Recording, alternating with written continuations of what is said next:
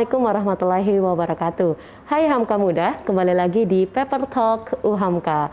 Hamka Muda, bersama saya Sulis dan saya kehadiran narasumber yang sangat-sangat bermanfaat untuk hari ini karena kita kembali lagi di masa PPKM level 3. Nah, Hamka Muda pasti penasaran juga kan bagaimana sih sebenarnya protokol kesehatan dalam menjalankan aktivitas beribadah Hamka Muda ketika Hamka Muda berada di luar rumah atau sedang di fasilitas publik. Nah, sebelum kita membahas nih, kita kehadiran dosen dari Universitas Muhammadiyah Profesor Dr. Hamka yang akan menjelaskan bagaimana protokol kesehatan yang sesuai dengan edaran Menteri nih. Menteri juga sudah mengeluarkan tentang protokol kesehatan menjalankan tata ibadah di ruang publik. Nah, Hamka Muda, sebelum kita membahas tentang tema itu, Hamka Muda pasti sudah penasaran bukan?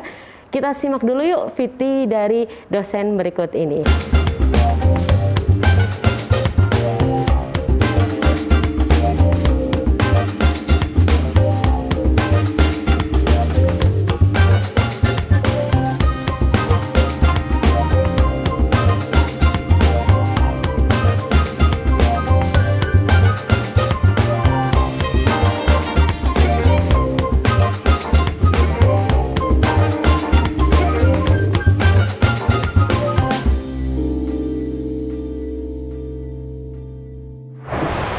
Baik, Hamka Muda, itu dia tadi VT dari dosen yang sudah kita tunggu-tunggu. Nah, sudah di samping kita dari Pak Muhib. Sebelumnya Pak Muhib silahkan sapa Hamka Muda dulu, Pak.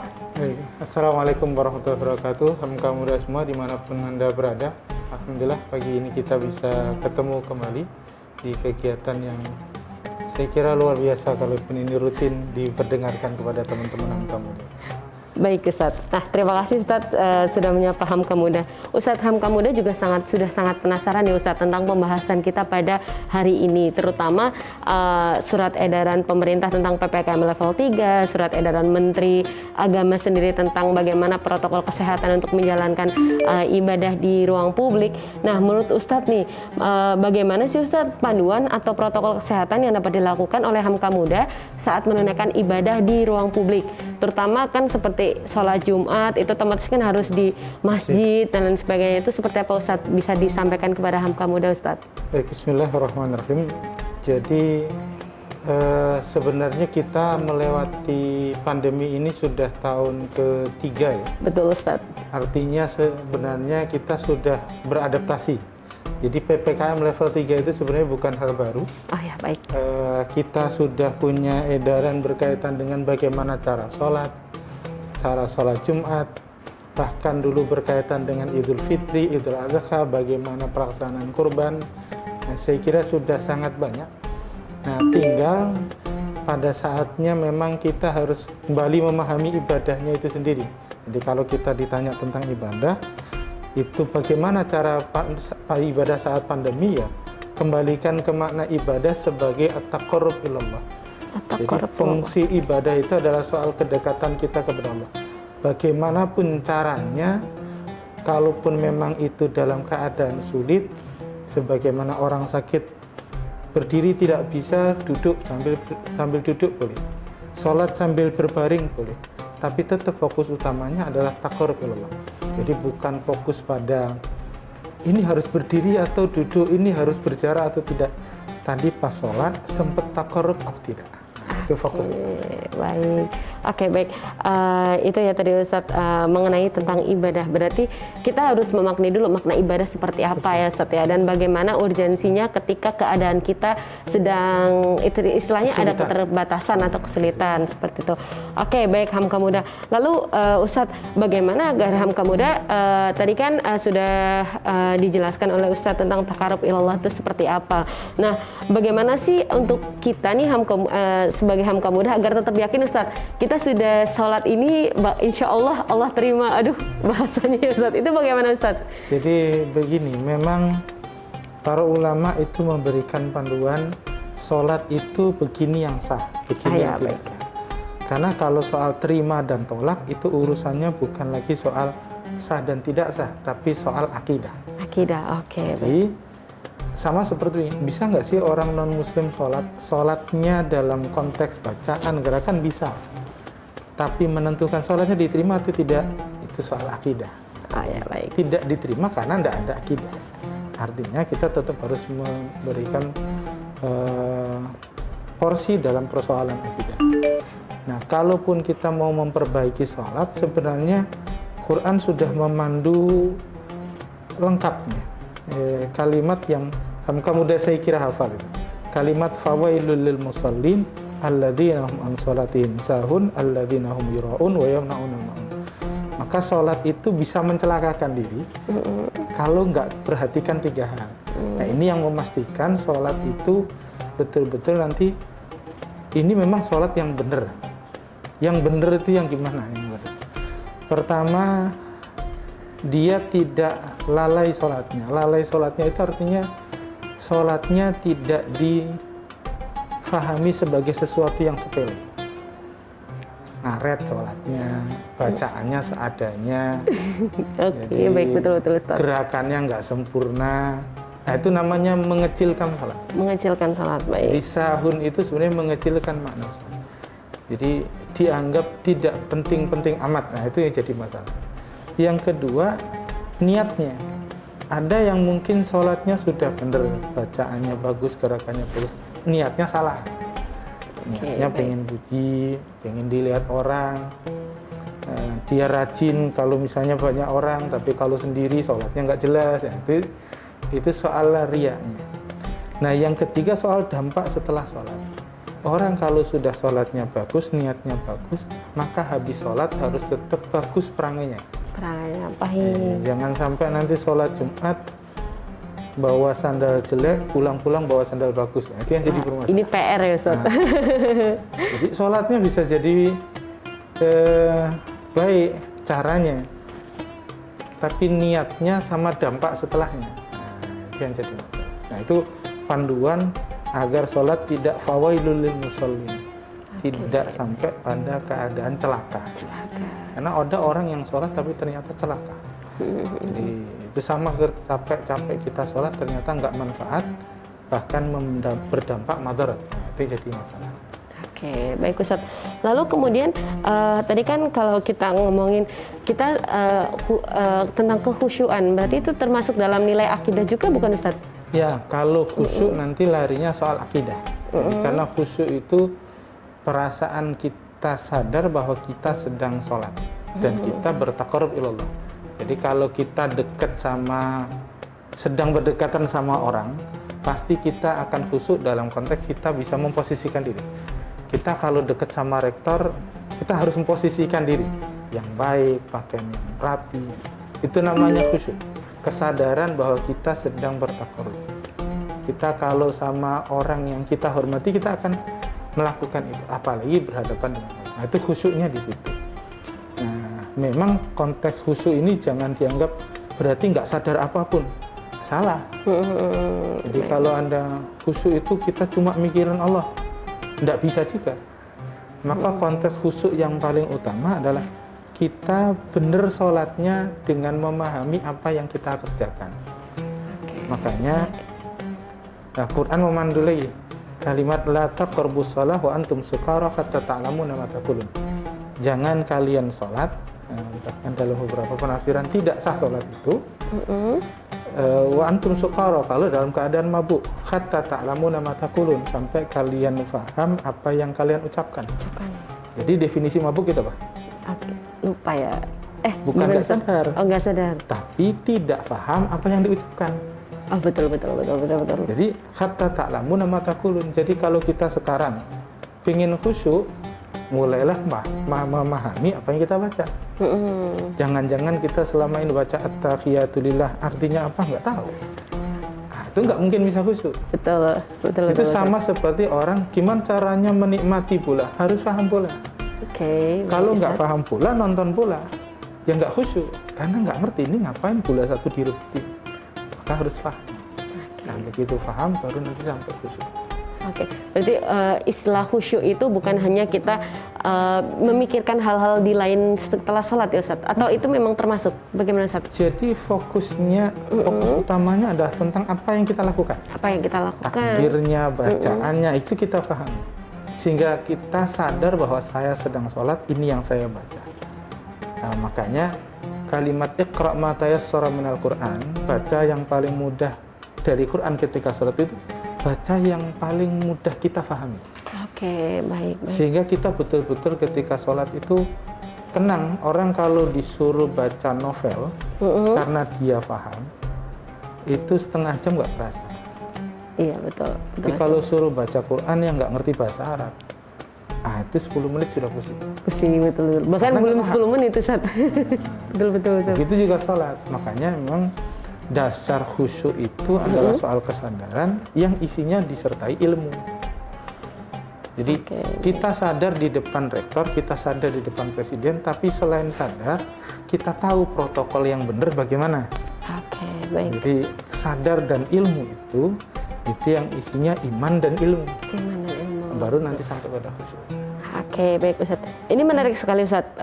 Banyak juga ketika kita nih, nggak mau sholat, istilahnya ketika sekarang kan himbauannya adalah untuk sholat di rumah, sholat di rumah dan di rumah seperti itu. Kan ada yang juga menyampaikan, saya lebih suka sholat berjamaah nih, karena ketika kita berjamaah lebih khusyuk, lebih ada yang memandu kita, ada yang mengimami. Itu berarti sebenarnya bisa kita antisipasi ketika kita sudah mendasarinya dengan iman dan ilmu, ya Ustaz? Betul, karena berjamaah itu, jadi kita itu lebih khusyuk melakukan sesuatu kalau ada lingkungan yang belum bersamanya. Jadi kita belajar sendirian itu kurang effortnya. Begitu belajar bareng-bareng itu lebih kuat. Berjamaah itu banyak yang kemudian membersamai, sehingga kita melakukannya lebih nyaman. Makanya umumnya kalau kita sholat berjamaah pasti lebih lama daripada sholat sendiri. Iya betul juga sih ya Ustaz. Kemudian pasti lebih utama jamaah. Nah, jangan sampai ada yang berpikir gini, tapi saya bisa lebih khusyuk, lebih tenang kalau sholat sendiri. Hati-hati, itu setan. Baik Ustaz. Karena biasanya begini, menyendiri itu, kalau binatang, itu sendiri itu tandanya stres. Jadi gajah itu kalau sendiri, itu nggak ada yang berani pawang deketin. Tandanya stres. Kita itu hidup disuruh berjamaah. Kalau ada yang sukanya menyendiri, nggak mau jamaah, ini tandanya ada masalah. Itu. Kalau kita punya teman, kok nggak mau gabung dengan teman-teman banyak, sukanya nyendiri aja, itu bisa bermasalah. Nah, bahkan kalau punya teman yang enjoy, kita ngobrol akrab gitu, dia marah kita tetap tenang. Tapi kalau kita punya teman yang pendiam, marahnya itu bisa menakutkan. Makanya kalau yang pendiam, sukanya menyendiri, ini hati-hati. Karena Nabi tidak pernah kemudian sholat sendiri aja lah. Enggak. Belum, iya betul Ustaz, betul. Ada momennya ketika sendiri, tapi sendiri itu dalam maksud bukan kemudian tidak mau beramai-ramai, tapi tidak mau mengganggu yang lain. Ini ketika sholat malam. Qiyamul Lail ya Ustaz, betul. Orang lain sedang tidur, kita sholat karena nggak mau mengganggu yang lain. Jadi bukan emang nggak mau bareng-bareng, betul, tapi momennya orang lain sedang istirahat. Ilmu baru nih Hamka Muda untuk episode kali ini. Betul sekali Ustadz Muhib tadi menyampaikan bahwasanya ketika sendiri itu memang hati-hati ya Ustadz. Barangkali itu tadi ya memang benar ada hal-hal tertentu yang sebenarnya kita tidak menyadari itu adalah godaan-godaan dari yang negatif ya Ustadz ya, seperti itu. Nah Ustadz, ini menarik sekali tentang berjamaah Ustadz. Ketika kita kan sudah terbiasa sholat berjamaah, adanya PPKM ini muncul edaran untuk physical distancing. Yang mana physical distancing adalah kita harus mau berjarak. Nah, jarak itu tuh bagaimana sih urgensinya dalam ilmu agama seperti itu? Di dalam fikih, rapatnya shaf itu tidak menjadi syarat sahnya sholat berjamaah. Masya Allah. Tapi menjadi sunnah keutamaan berjamaah. Sunnah baik. Sunnah makanya kalimatnya sawu sufufakum fa inna tasfiyati sufuf min tamamis shalah. Min tamamis shalah itu menjadi kesempurnaan dari Allah. Jadi bukan syarat sahnya. Baik. Di sisi lain ada kaidah bahwa agama itu harus memudahkan. Kalau membahayakan tidak boleh. Makanya Nabi bilang Allah dharar wala dirar. Segala yang membahayakan harus hilang. Nah di sisi lain memang kita ada contoh dari Nabi bahwa memang dalam kondisi tertentu berjarak, bahkan sholatnya tidak sempurna gerakannya, itu dimungkinkan. Jadi dalam riwayat Ibnu Majah misalnya dan riwayat Imam Ahmad, Nabi itu pernah setelah perang kemudian jalan naik kuda bareng-bareng, tiba-tiba hujan. Oke, baik. Nabi itu kalau perang biasanya Nabi itu jarang di depan, biasanya di belakang. Tiba-tiba Nabi langsung urut ke depan, kemudian karena waktu masuk sholat disampaikan muadzin suruh adzan. Oke. Lagi hujan, tanah becek, sholatnya gimana? Maka Nabi menyuruh semuanya sholat di atas kudanya masing-masing. Nabi mengimami di atas kuda. Nah, sholat di atas kuda mungkin nggak berjarak. Pasti berjarak. Dan mungkin nggak husunya itu kita ada perasaan takut kudanya ini. Tapi kalau soal kudanya lari enggak. Karena orang yang biasa pegang kuda paham. Kuda itu nggak akan lari. Paham celahnya. Jadi kita itu gerak seperti apa sebenarnya nyatu dengan kuda. Kalau kita biasa naik kuda akan paham. Nah, persoalannya adalah gerakannya juga nggak sempurna. Jadi disebutkan di situ yang kemudian kita kenal, Nabi itu hanya membungkukkan sedikit untuk rukuk dan lebih banyak ketika sujud. Nah itu aja. Jadi artinya sholatnya nggak kemudian turun ke tanah karena becek. Sholatnya di atas kuda. Jadi yang begitu saja boleh. Apalagi sekedar kita menjaga jarak dan memang ini dianggap membahayakan kalau kita terlalu dekat. Nah, di sisi lain sebenarnya begini, yang lebih urgent kesadaran kita. Jadi kalau ada yang berpikir begini, tapi ini kan sholat ini urusan agama, saya kan nggak takut mati, kena virus juga nggak apa-apa. Nah, selalu kita harus sampaikan begini, kita ini pakai masker bukan karena takut mati dan takut virus, tapi fokus utama saya sebagai muslim, saya harus menjaga diri dan Anda agar Anda tidak tertular dari saya. Jadi saya pakai masker biar orang lain tidak berpenyakit, bukan sekedar biar saya nggak berpenyakit. Betul Ustaz. Itu namanya Islam. Man salimal muslimuna min lisanihi wa yadihi. Jadi Islam itu tidak hanya soal kita, tapi menjamin orang lain juga selamat. Baik. Itu soal menjaga jarak juga ternyata sudah ada contohnya ketika masa Rasulullah SAW ya Ustadz ya. Baik. Nah, Hamka Muda itu sudah terjawab nih pertanyaan Hamka Muda yang ramai nih. Ini karena ini ramai juga Ustadz terkait dengan menjaga jarak karena kan ini sudah berlaku ya, ini kita pandemi sudah 3 tahun. Hal itu juga sudah berjalan. Namun kadang kan kalau misalkan kita ke daerah-daerah pinggiran ya Ustadz, itu kan pasti kan ketika kita pun sholat sudah diberlakukan berjarak, tetap aja kita kembali lagi seperti itu, kembali lagi. Sebenarnya urgensinya di sini Hamka Muda, ketika kita tidak patuh, sebenarnya bukan patuh kepada protokolnya Ustadz ya, namun kita patuh lagi kepada panutan kita Nabi Muhammad SAW. Itu zaman dahulu juga ketika masa di mana kesulitan untuk sholat secara sempurna, betul Ustadz, karena keadaan itu ada hal yang bisa memudahkan kita untuk tetap sholat seperti itu, asalkan kita tadi tetap khusyuk. Khusyuk itu apa kuncinya? Tadi ada iman dan ilmu yang Ustadz Muhib sampaikan. Nah itu Hamka Muda. Nah pertanyaan selanjutnya Ustadz, ini menarik juga. Tadi sempat Ustadz bahas juga terkait dengan penggunaan masker. Masker itu bukan hanya kita takut terhadap virus atau terhadap penularannya seperti Ustadz. Namun bagaimana sih menurut Ustadz penggunaan masker ketika kita sholat ya Ustadz? Kadang kan Hamka Muda nih kan terlalu ini ya Ustadz, terlalu kritis. Jadi aduh sholat pakai masker gimana ceritanya kayak gitu. Ada juga yang seperti itu. Ini bagaimana Ustadz? Ada dua perspektif. Pertama, kalau kita bilang dari perspektif kesehatan, maka fokusnya kita harus paham apa itu virus dan bagaimana penularannya. Ketika kita meyakini dia bisa menular lewat batuk, lewat saluran nafas kita, maka masker itu menjadi keharusan. Ini untuk tidak melihat dulu konteks agama. Baik. Jadi maka itu sebuah keharusan. Pakai masker sebuah keharusan.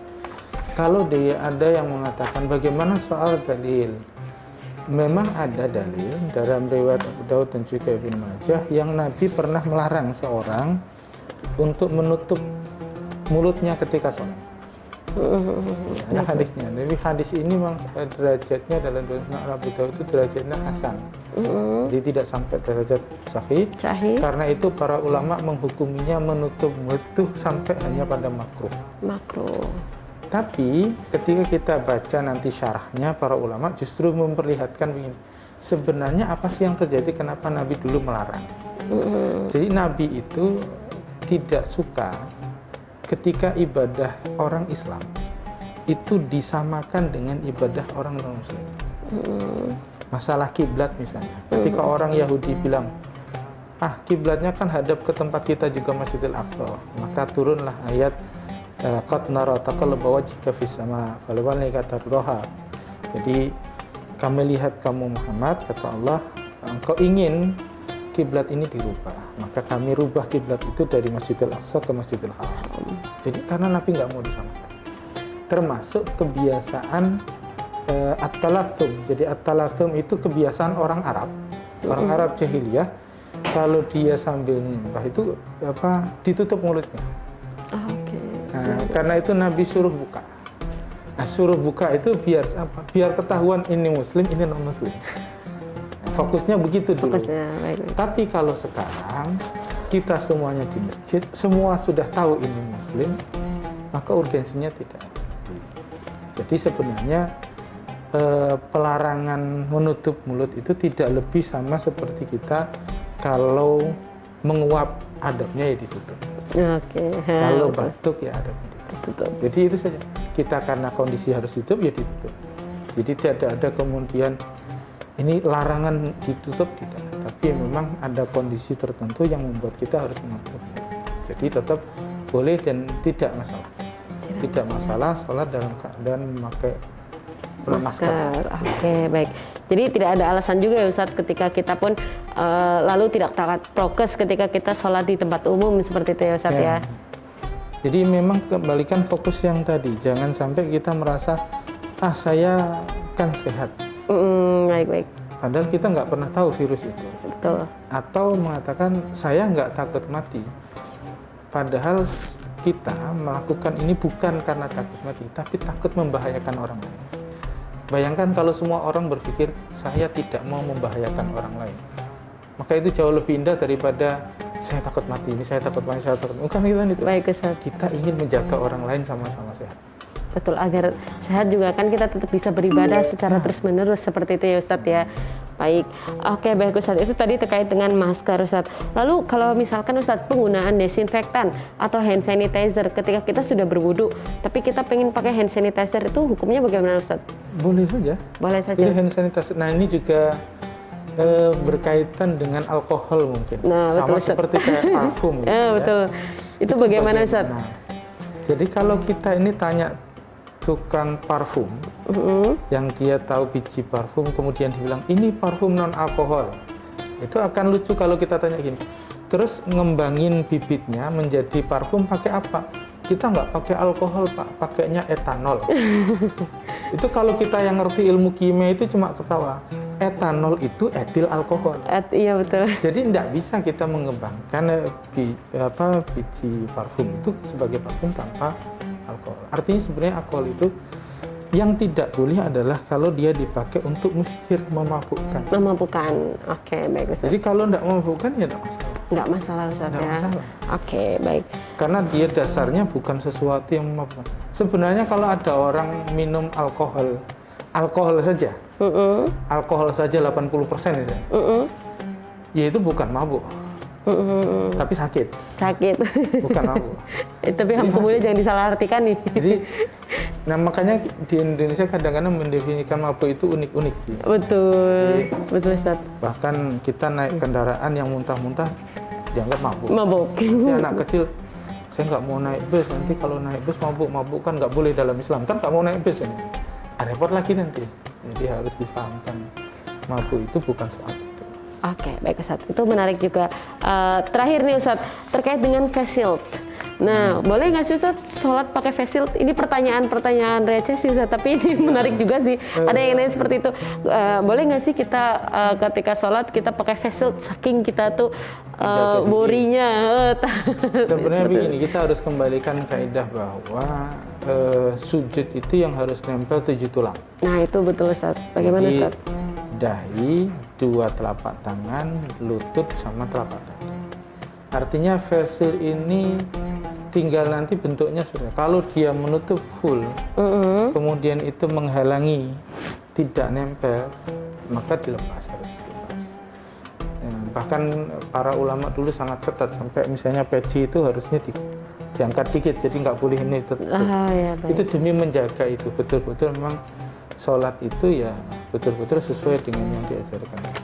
Tapi pada prinsipnya, bagaimana kalau betul-betul kita takut dan kita merasa itu sebagai ancaman, maka cara yang paling utama bukan soal pakai versi ke masjid, tapi sholatnya di rumah. Misalnya kita sedang batuk, sedang bersin-bersin, pakai masker, pakai versi, tapi maksain ke masjid, itu bukan solusi. Solusinya tetap sholat di rumah. Tetap sholat di rumah. Sholat di rumah. Karenanya memang Nabi sendiri memberikan keringanan-keringanan untuk tidak ke masjid. Baik. Jadi banyak hal yang memang membolehkan seseorang tidak ke masjid. Dan yakinlah begini, orang itu kalau dasarnya dia sudah sering melakukan kebaikan, andai dia tidak bisa melakukan kebaikan karena terpaksa, insya Allah niatan itu tetap dicatat sebagai kebaikan. Misalnya begini, kita selalu sholat jamaah, pada saat tertentu kita nggak bisa sholat jamaah, tapi hati kita pengen sholat jamaah, maka para ulama niat itu membesarkan pahala. Karena memang kita biasanya sholat jamaah. Beda kalau memang kita dari dasarnya memang nggak pernah sholat jamaah. Ya, baik. Jadi jamaah nggak jamaah ya nggak ngaruh. Jadi itu yang namanya niat. Makanya memang tergantung pada kita biasanya. Kalau memang kita dasarnya memang biasa sholat jamaah dan kemudian kita punya masalah nggak bisa berjamaah, insya Allah tetap dicatat sebagai berjamaah. Kalau niat kita tetap ingin berjamaah. Baik. Sama seperti kita kalau ngisi kotak amal.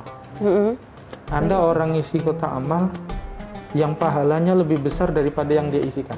Masya Allah. Baik Ustaz. Karena dia sebenarnya lihat masjid ini rusak, masjid ini ingin dia bantu, tapi kebetulan di dompetnya cuma ada 100.000. Padahal andai kata dia pas di dompetnya ada 500.000, dia masukin. Dimasukkan. Maka para ulama mengatakan itu pahala yang dicatat 500.000, tapi yang dimasuk saya masukkan cuma 100.000. Tapi sebaliknya ada yang dimasukkan 100.000, pahalanya kurang dari itu. Tergantung niat berarti Ustaz. Niatnya masalah. Baik Ustaz.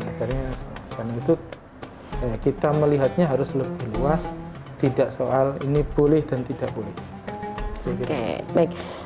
Ustadz, terakhir untuk Hamka Muda, Ustadz boleh disampaikan dong Ustadz kepada Hamka Muda agar tetap yakin apa yang dilakukan itu memang sudah sesuai aturan atau tuntunan, itu seperti apa Ustadz? Baik, untuk teman-teman Hamka Muda, pada porsinya kalau kita fokus pada persoalan ibadah, maka perhatikan pada 3 hal tadi di surat Al-Ma'un itu. Jadi yang pertama, jangan sampai kita mengecilkan sholat. Jadi jangan sampai kita apalagi meninggalkan sholat. Mengecilkan sholat saja nggak boleh. Mengecilkan itu kita tidak menganggapnya sebagai sesuatu yang hal besar. Ada adzan, nggak ada adzan tetap biasa saja. Masuk waktu sholat, udah tar dulu terus. Jadi itu sebenarnya apakah itu mengurangi pahala? Para ulama tetap mengatakan tentu yang lebih utama ketika dipanggil adalah siapa yang paling duluan menghadap. Bukan belakangan ya Ustaz? Namanya dipanggil. Jadi itu yang soal sempurnanya. Kemudian yang kedua soal niatnya. Jadi niatnya harus juga kita kembalikan. Sehingga betul-betul kita bisa menikmati sholat itu karena niat. Niat kita taqarrub. Itu sama seperti kalau kita pengen nonton bola, pengen nonton film. Memang kita niat sudah tahu ini film itu sinopsisnya kayak apa, kita tonton tuh seru. Tapi kalau nggak ngerti sama sekali ini film apa sih, itu nggak akan seru. Dan kita nggak bisa niatnya. Maka niat harus ditata sejak awal. Yang ketiga, setelah sholat ataupun ibadah apapun, harus kita pikirkan dampak setelahnya. Jadi jangan sampai orang fokus pada sholatnya tapi lupa tetangganya, lupa amal baik yang lain, lupa silaturahmi. Salah satu kenapa hikmahnya jamaah itu menjadi penting adalah soal silaturahmi. Jadi kalau ada orang lebih nyaman sholat sendiri, ini yang seringkali kita lupa ya. Setan itu, ini pesan untuk kamu. Oke, baik Ustaz. Setan itu akan menggoda kita dua hal. Yang pertama, menggoda kita untuk berbuat maksiat, melakukan hal yang tidak benar. Kalaupun kita sudah melakukan hal yang tidak benar, artinya atau kita sudah meninggalkan hal yang tidak benar, setan akan menggoda dengan cara yang kedua. Kita akan selalu dianggap merasa benar. Merasa benar. Oke, hati-hati nih ya Ustaz. Berbuat tidak benar itu salah, selalu merasa benar itu juga salah. Itu juga salah. Setan itu selalu di situ. Sudah nggak nyuri sih, tapi merasa paling jujur. Nah, itu juga salah. Itu juga salah, betul. Jadi sudah sholat sih, tapi sholatnya merasa paling benar. Nah, itu juga salah. Jadi meninggalkan kesalahan itu keharusan, tapi merasa paling benar itu juga masalah. Oh, Masya Allah. Tuh Hamka Muda, pembahasan kita tentang protokol kesehatan menjalankan ibadah di masa PPKM level 3, terutama ketika Hamka Muda di ruang publik. Ini banyak ilmu yang bisa kita serap nih, daging semua nih Ustadz. Alhamdulillah kita banyak hal yang kita bisa petik untuk hari ini Hamka Muda, seperti yang tadi saya garis bawahi lagi Ustadz ya, pesan Ustadz Muhib terkait dengan Hamka Muda dalam menjalankan ibadah di masa prokes ini, protokol kesehatan di PPKM level 3 ini. Salah satunya adalah pertama, Hamka Muda jangan sampai mengecilkan sholat. Tadi banyak sekali Ustadz ketika kita juga menarik juga Ustadz, kita berbondong-bondong malah datang belakangan ketika dipanggil untuk berjamaah atau ketika kita diserukan untuk sholatu khairum minan naum, kita malah asik, malah tidur seperti itu juga bisa salah satunya. Nah, yang kedua adalah niatnya kita kembalikan lagi untuk beribadah kepada Allah Subhanahu wa taala. Kita gariskan lagi ya Ustadz ya untuk hal tersebut. Nah, yang ketiga adalah fikirkan atau kita jalin silaturahmi dengan sholat berjamaah tadi. Kita pentingkan untuk hal tersebut. Nah, begitu Hamka Muda terkait dengan protokol kesehatan menjalankan ibadah di masa PPKM level 3. Pertanyaan-pertanyaan Hamka Muda terkait dengan bagaimana sholat menggunakan masker, bagaimana sholat dengan berjarak, sudah terjawab oleh Ustadz Muhib. Nah, untuk Hamka Muda yang masih punya banyak pertanyaan, silahkan langsung DM aja ke Instagram @uhamka_id atau langsung komen di channel YouTube ini uhamka_id. Silahkan sampaikan pertanyaan Hamka Muda, atau Hamka Muda bisa langsung chat langsung kepada kami. Nanti kami sertakan nomor call center kami di nomor Humas ataupun Sekretariat Universitas Muhammadiyah Profesor Dr. Hamka. Nah, Hamka Muda, waktu telah memisahkan kita. Terima kasih Ustadz Muhib telah bersilaturahmi dengan Hamka Muda sekalian, telah menjawab semua pertanyaan-pertanyaan mendasar terkait dengan prokes di ruang publik untuk beribadah di masa PPKM level 3 ini. Semoga kita senantiasa diberikan kesehatan ya Ustadz ya. Amin ya rabbal alamin. Sampai jumpa Hamka Muda, sampai kita bertemu lagi. Jangan lupa like, komen, dan subscribe, dan share video ini jika bermanfaat, dan klik lonceng yang ada di samping ini. Terus nanti Hamka Muda share link kami agar saling bermanfaat satu sama dengan yang lainnya.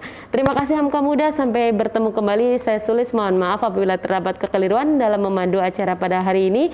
Wassalamualaikum warahmatullahi wabarakatuh.